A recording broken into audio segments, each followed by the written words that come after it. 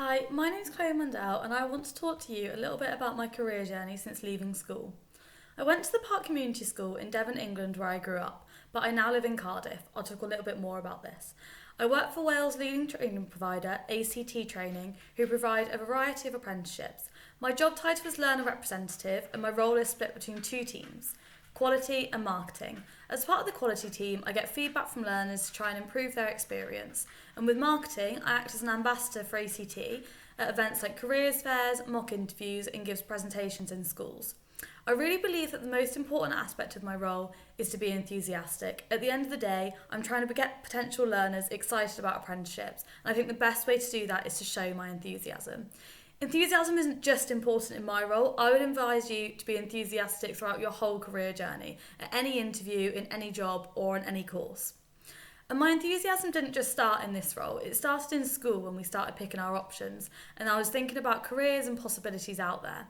It seemed really scary at the time, and in some ways I felt like I had too many options, and then in other ways I was worried that there wasn't enough options.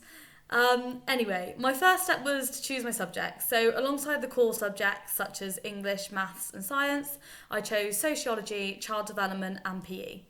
I then went on to college to do A-levels. In my first year, I chose psychology, English language, biology and law.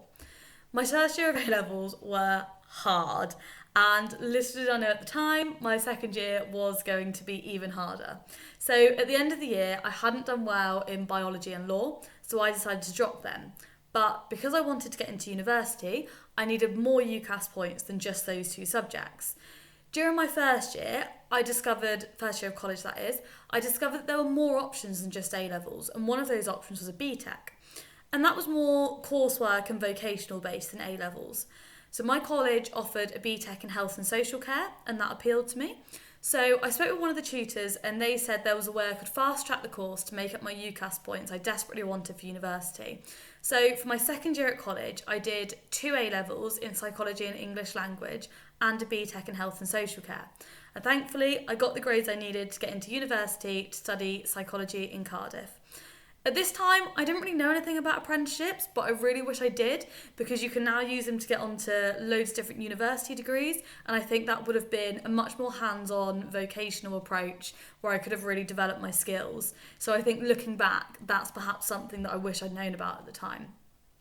So after I finished college, this is when I moved to Cardiff and studied psychology there for 3 years, and it was great.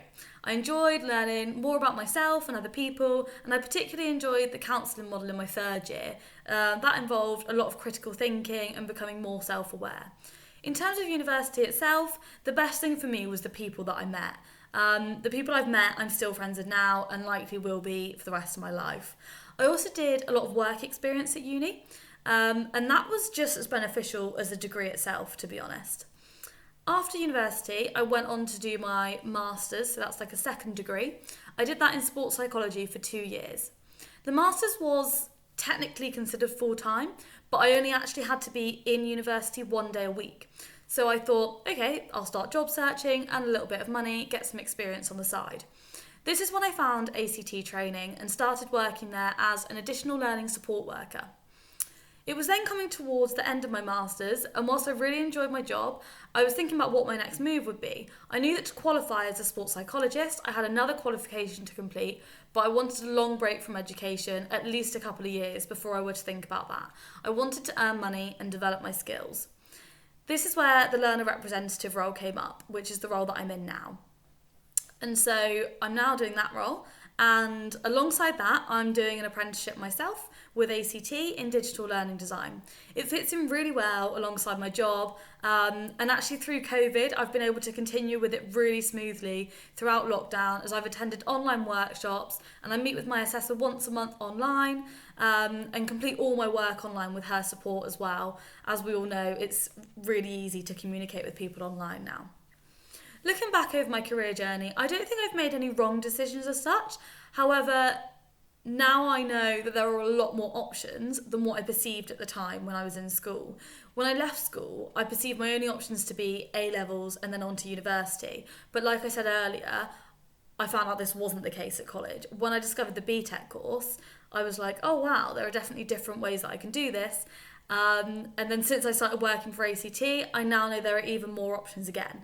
The main two being apprenticeships and traineeships.